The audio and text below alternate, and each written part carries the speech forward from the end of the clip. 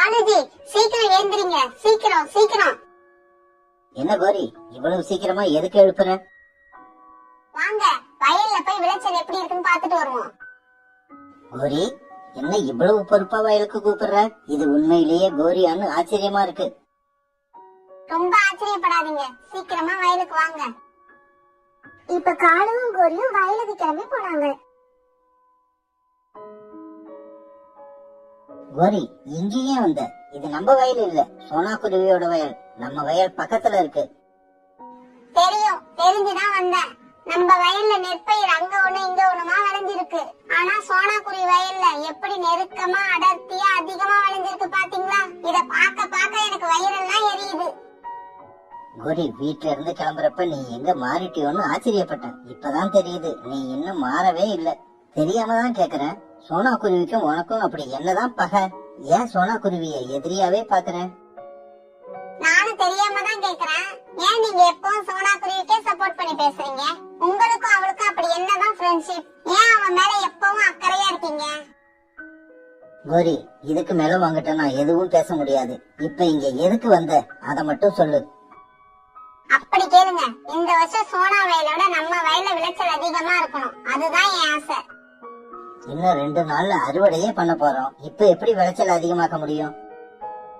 நம்மளோட வயல்ல விளைச்சல் அதிகமாக்க முடியும், என்னால முடியும்.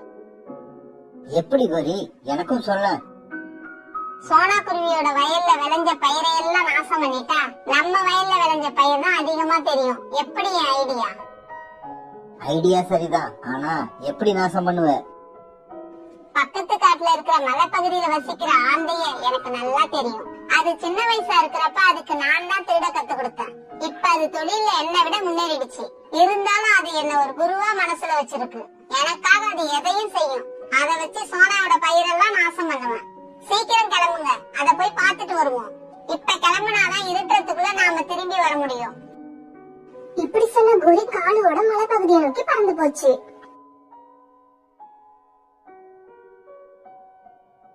கோரிஜி என்ன பாக்குமா இவ்வளவு தூரம் வந்தீங்க?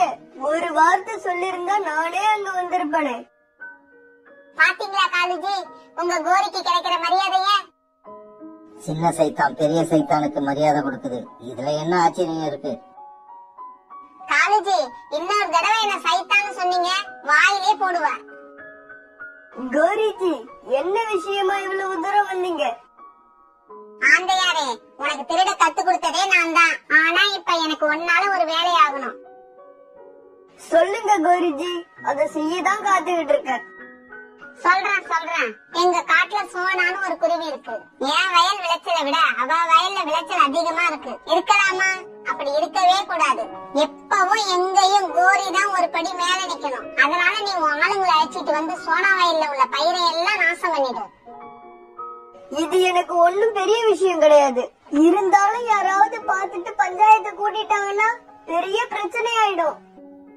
ராத்திரி 2 மணிக்கு மேல யார் முழிச்சிருக்க போறா? வயல்ல உள்ள நெல்லு கூட தூங்குற நேரம் அது. நீ அப்ப வந்து உன் கைவரிசையை காட்டு. அப்படின்னா சரிதான், நீங்க சொன்ன வேலை முடிஞ்சதாவே நினைச்சுக்கோங்க. என் சிஷ்யனை பாத்தீங்களா, எவ்வளவு நம்பிக்கையா சொல்றான். பிறகு கோரிக்காகவும் காலுக்காகவும் தங்களோட வீட்டுக்கு போனாங்க. அப்பா, வானத்துல உள்ள நட்சத்திரங்களை பார்க்கும்போது உங்களுக்கு என்ன தோணுது? நம்ம வயல்ல உள்ள நெல்மணிகள் மாதிரியே இந்த நட்சத்திரங்கள் மினுமினுக்குது. அம்மா, இந்த நட்சத்திரங்களை எல்லாம் பார்க்கும்போது உனக்கு எப்படி இருக்கு? என் சிச்சுக்குட்டியோட கண்கள் மாதிரியே இந்த நட்சத்திரங்கள் மின்னுது. நட்சத்திரங்களை பார்த்தா எனக்கு உன் கண்கள் மாதிரி தான் தோணுது. சோனா குருவி, அதோட கணவர் சிச்சு, இவங்க 3 பேரும் நெற்கதிர்கள் விளைஞ்சு அறுவடைக்கு தயாரா இருந்ததால ராத்திரி வயலுக்கு பக்கத்துல இருந்த மரத்துல தங்கிட்டாங்க. இந்த வருஷம் விளைச்சல் அதிகமா இருந்ததால அவங்க ரொம்ப சந்தோஷமா இருந்தாங்க. இப்ப பாதி ராத்திரி ஆயிடுச்சு. சோனா, சிச்சு 2 பேரும் தூங்குங்க. எனக்கு தூக்கம் வரப்ப உங்களை எழுப்பி விடுறேன். அப்பா, எனக்கு தூக்கம் வரல. நீங்களும் அம்மாவும் தூங்குங்க, வயலை நான் பாத்துக்கிறேன். சிச்சு இப்படி சொன்ன உடனே சோனா குருவி அவரோட கணவரை தூங்கிட்டாங்க. பிறகு சிச்சு தங்களோட வயலை கண்காணிச்சிட்டு இருந்தது. என்ன கோரி பாதி ராத்திரி ஆயிடுச்சு, இன்னும் உன்னோட ஆளுங்களை காணோம்? என் சிஷ்யன் அந்த சொல்ல காப்பாத்துவான். Wait and see. அதோ தெரியுது பார், அதுதான் சோனா குருவியோட வயல். வாங்க அத போய் நாசம் பண்ணிட்டு வருவோம். ஒருவேளை யாராவது நம்மள பாத்துட்டாங்கன்னா உடனே திரும்பி வந்துருவோம். நம்மள யாரும் பார்க்க கூடாது, அதுதான் முக்கியம். சரி, கிளம்புங்க சீக்கிரம். சோனா குருவியோட வயலை நாசம் பண்ண ஆந்தைகள் கூட்டமா பறந்து வந்துச்சுங்க.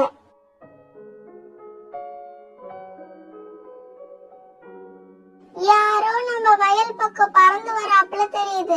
யாரா இருக்கும்? யாரா இருந்தா என்ன? அம்மாவையும் அப்பாவையும் எழுப்பி விட்டுருவோம். அப்பா அப்பா, யாரோ நம்ம வயல் பக்கம் பறந்து வராங்க. அம்மா, நீங்களும் எழுந்துறீங்க.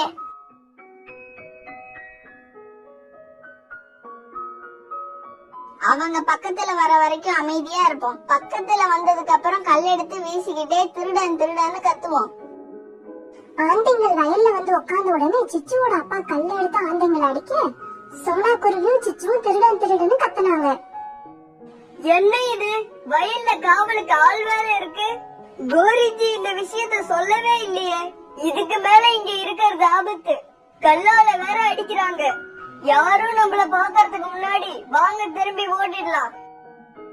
இப்படி சொன்ன ஆந்தத்தை ஆட்களை அழைச்சிட்டு தன்னோட காட்டுக்கு ஓடிடுச்சு.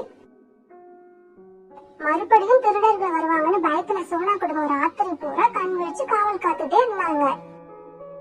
மறுநாள் பொழுது விழுந்துச்சு. காளிஜி, சீக்கிரம் எந்திரிங்க. என்ன இப்படி தூங்குறீங்க? வாங்க, சோனா வயல் இன்னால நாசமாயிருக்கும். அந்த கண்கொள்ளா காட்சியை நாம போய் பார்க்க வேண்டாமா? பிறகு கோரியும் காலும் சோனாவோட வயலை நோக்கி பறந்தாங்க. கோரி, சோனாவோட வயல் அப்படியே இருக்கு. ஒரு நெல்மணி கூட கீழே சிந்தல. ராத்திரி உன் ஆளுங்க வந்தாங்களா இல்லையா? என் சிஷ்யன் கொடுத்த வாக்க காப்பாத்துவான். ஆனா ஏன் இப்படி ஆச்சுன்னு தெரியலையே. இவங்க இப்படி பேசிக்கிட்டு இருக்கும் போது சோனா குருவி அங்க வந்தது. கோரி அக்கா, நான் உங்களதான் தேடிக்கிட்டு இருந்தேன். நல்ல வேளை நீங்களே வந்துட்டீங்க. சோனா, நீ என்ன தேடிக்கிட்டு இருந்தியா? எதுக்கு தேடிக்கிட்டு இருந்த? ராத்திரி எங்க வயலுக்கு திருடங்க வந்தாங்க.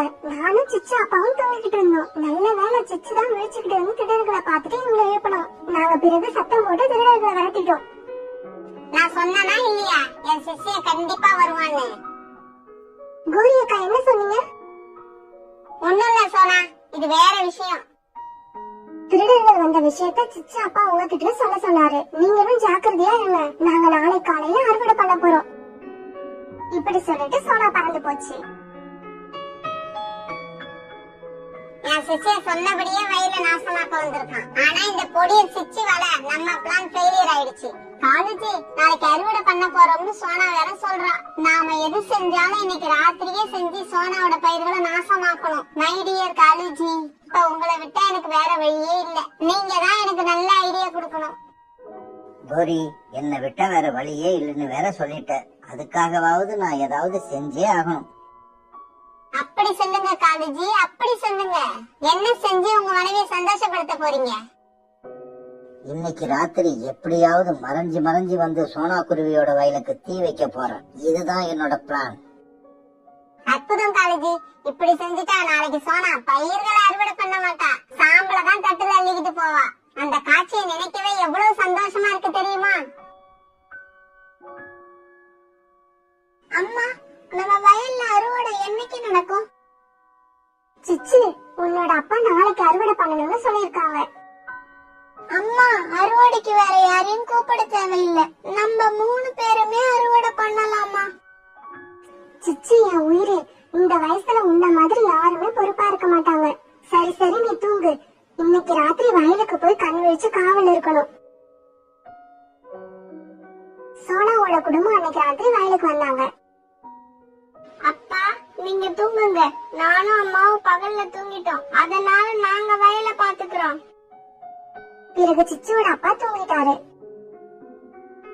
காலேஜி, இன்னைக்கு நாம எப்படியாவது சோனா வயலுக்கு தீ வச்சே ஆகணும். அந்த குட்டி பிசாசு இன்னைக்கும் கண்டிப்பா முழிச்சிருக்கும். அதனால நாம ஜாக்கிரதையா சிச்சு கண்ணுல படாம வயலுக்கு போய் ஆகணும். பிறகு காலும் கோரி சோனா வயலுக்கு பறந்து வந்தாங்க. அவங்க 2 பேரும் மறைஞ்சு சோனாவோட வயலுக்கு வந்து சேர்ந்தாங்க. காலேஜி சீக்கிரம் நெருப்ப பத்த வைங்க, நம்ம நல்ல நேரம், 3 பேரும் தூங்கிட்டு இருக்காங்க. கோரி இப்படி சொல்ல காலு நெருப்ப பத்த வச்சது. சோனாவோட குடும்பமே தூங்கிட்டு இருந்தாலும் கடவுள் சோனாவோட வயல காவல் காத்துக்கிட்டு தான் இருந்தாரு. அப்ப திடீர்னு எங்கிருந்தோ வந்த மழை மேகங்களால வயல்ல மழை பெய்ய ஆரம்பிச்சது. அந்த மழையால கால் பத்த வச்ச நெருப்பு அணைஞ்சு போச்சு. கோரியும் காலும் அடுத்து என்ன செய்யலாம்னு பேசிக்கிட்டு இருக்கப்பவே பயங்கர கோரியோட வயல்ல மூழ்குது. அந்த மின்னலால கோரியோட வயல்ல இருந்த பயிர்கள் எல்லாமே தீப்பிடிச்சு கருகி நாசமாயிடுச்சு. தான் கண்ணுக்கு எதிரே தான் வயல் எரியத கண்ட கோரி கண்ணீர் விட்டுச்சு. காலு, இதெல்லாம் எப்படி நடந்துச்சு? தென விதைச்சவன் தினைய அறுப்பான், வென விதைச்சவன் வினையத்தான் அறுப்பான்.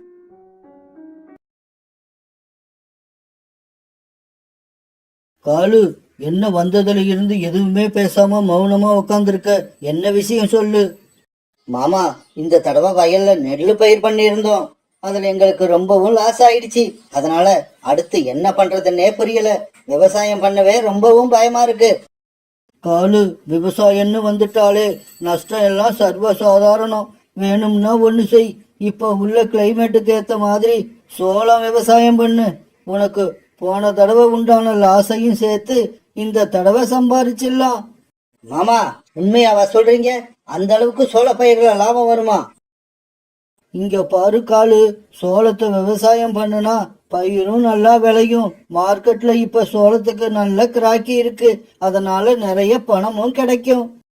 ரொம்ப நன்றி மாமா, ரொம்பவும் நன்றி. அடுத்து என்ன பண்றதுன்னு தெரியாம திகச்சு போயிருந்த எங்களுக்கு நீங்க ஒரு நல்ல வழி காட்டிட்டீங்க. இப்படி சொன்ன காலுக்காகவும் உடனே அங்கிருந்து கிளம்பி தன்னோட வீட்டுக்கு பறந்து போச்சு.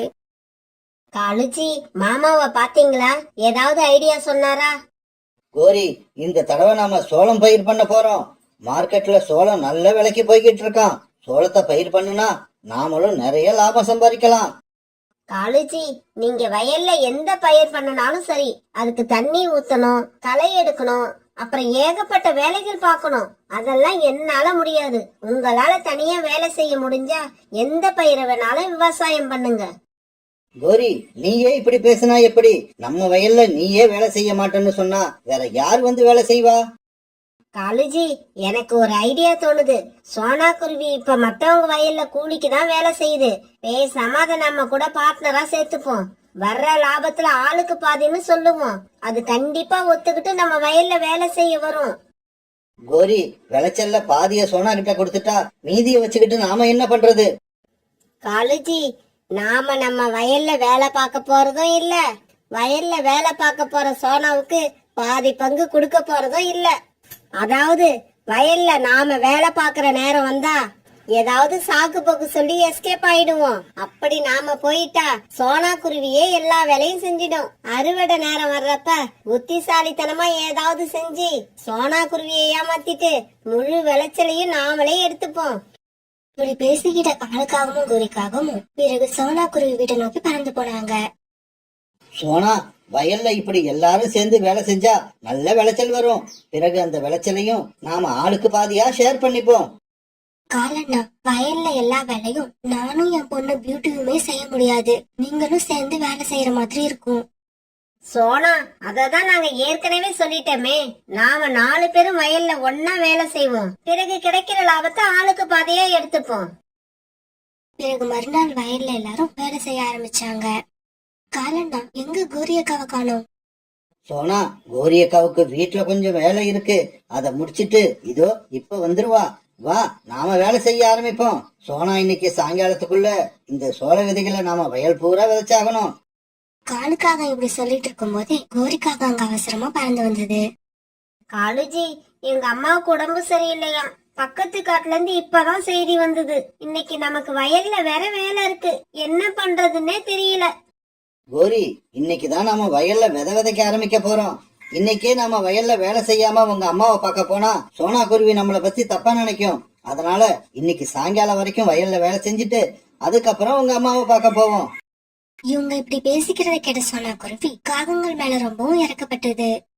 காலண்ணா, நீங்க கோரியக்காவை அழைச்சிட்டு அவங்க அம்மாவை போய் பாருங்க. வயல் வேலைய பத்தி கவலைப்படாதீங்க.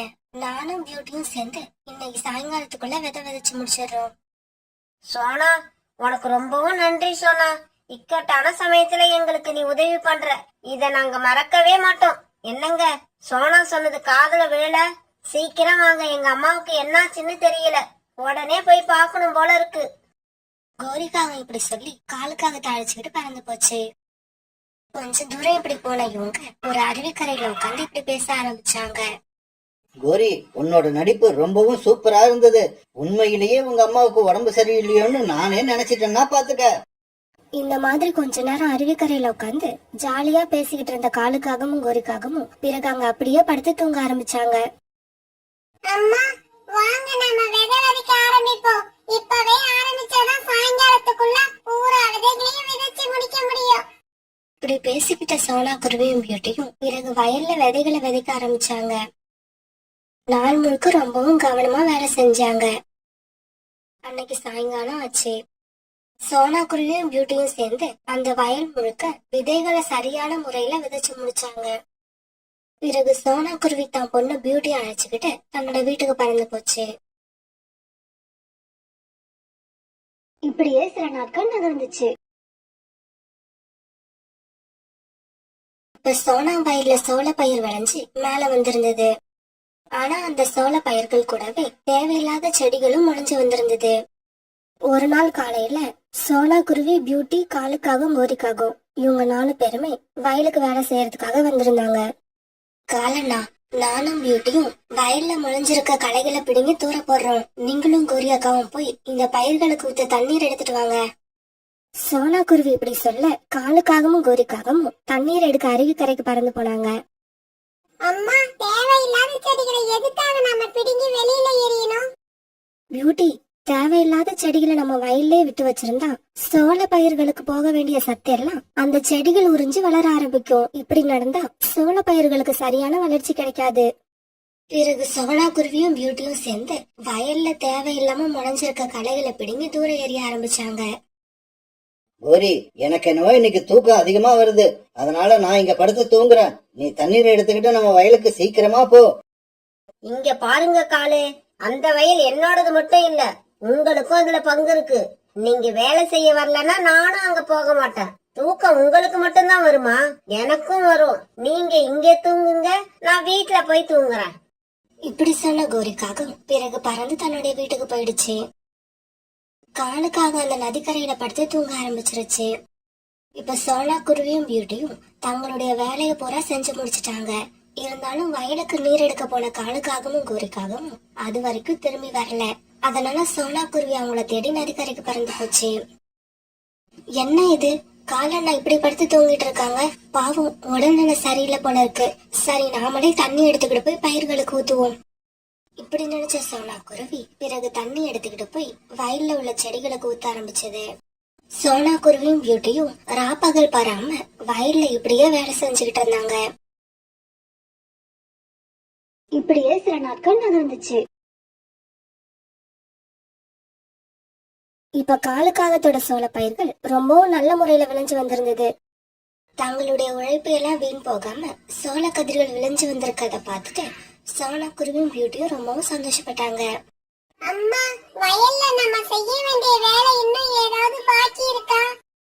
இல்ல பியூட்டி, இதுக்கப்புறம் நம்ம வயல்ல எந்த வேலையும் செய்ய தேவையில்லை. இன்னும் 2-3 நாட்கள் கழிச்சு சோள கதிர்களை நாம இந்த செடிகள்ல இருந்து எடுத்துடலாம். இவங்க இப்படி பேசிக்கிட்டு இருக்கும்போது காலுக்காகவும் கோரிக்காகவும் அங்க வந்தாங்க.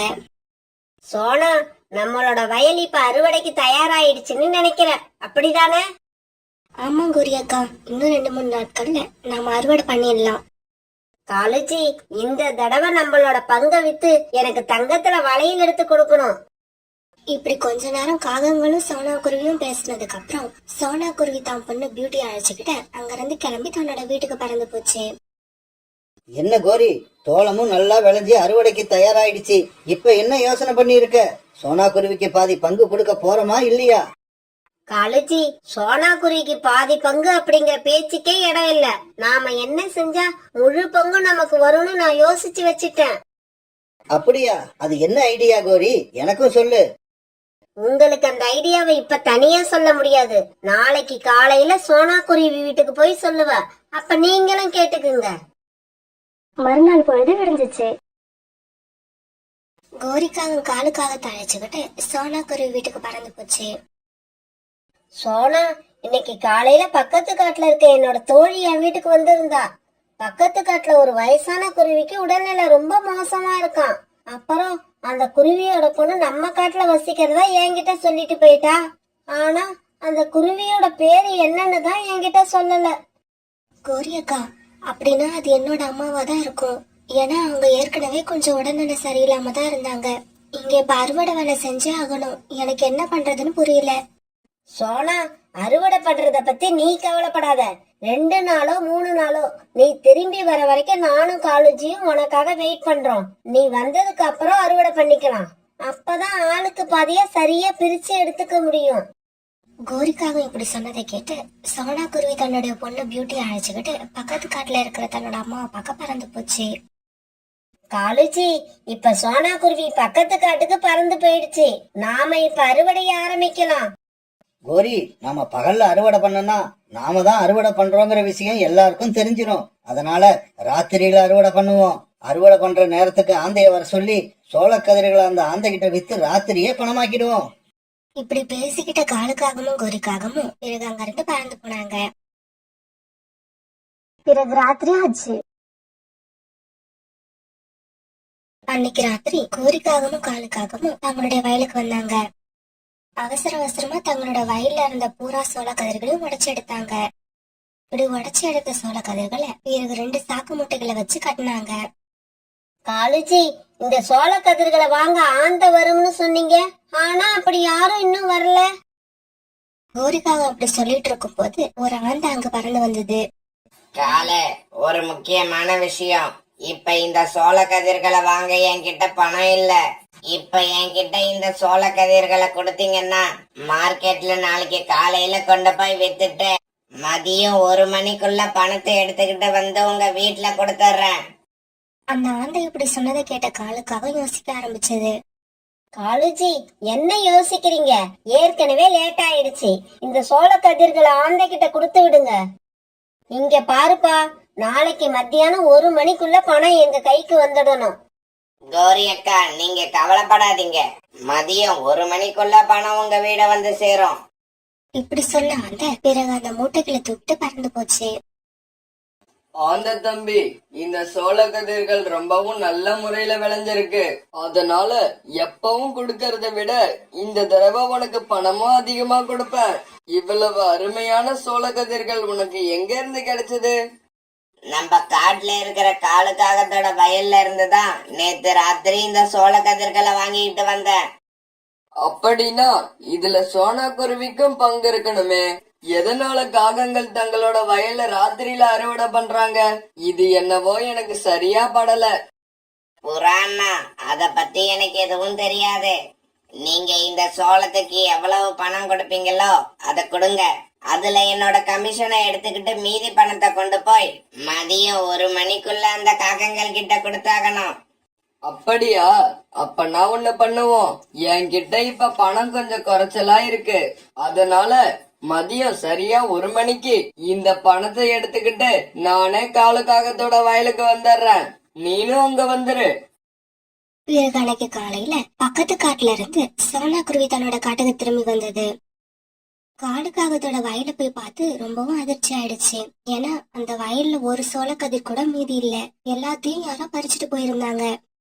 அந்த வயல்ல இன்னொரு பக்கம் காலுக்காகவும் கோரிக்காகவும் நின்று அழுதுகிட்டு இருந்தாங்க. சோனா குருவியும் பியூட்டியும் உடனே அங்க அழுதுகிட்டு நின்னுகிட்டு இருந்த காகங்கள் கிட்ட போனாங்க. சோனா, நாம மோசம் போயிட்டோம் பாத்தியா? ராத்திரியோட ராத்திரியா நம்ம வயல்ல இருந்த எல்லா சோளத்தையும் யாரோ பறிச்சுக்கிட்டு போயிட்டாங்க. இதை கேட்டுட்டு சோனா குருவியும் பியூட்டியும் அழ ஆரம்பிச்சாங்க. கோரி அக்கா, நானும் என் பொண்ணு பியூட்டியும் இந்த வயல்ல ராப்பகலா வேலை செஞ்சோம். ஆனா அதுக்குரிய பலன் எங்களுக்கு கிடைக்கல. இந்த வயல்ல வேலை செஞ்ச நேரத்துல நாங்க கூலி வேலைக்கு போயிருந்தாலாவது எங்களுக்கு சம்பளம் கிடைச்சிருக்கும். இப்ப அதுவும் இல்லாம போயிடுச்சு. இவங்க இப்படி அழுதுகிட்டு இருக்கப்ப புறா சோள கதிர்களுக்கான பணத்தை எடுத்துக்கிட்டு அங்க வந்தது. சோனா அழறத பார்த்த புறா இப்படி பேச ஆரம்பிச்சது. சோனா, அழாத. உன்னோட உழைப்பு ஒரு நாள் வீணா போகாது. இந்தா உன் உழைப்புக்கான பணம்.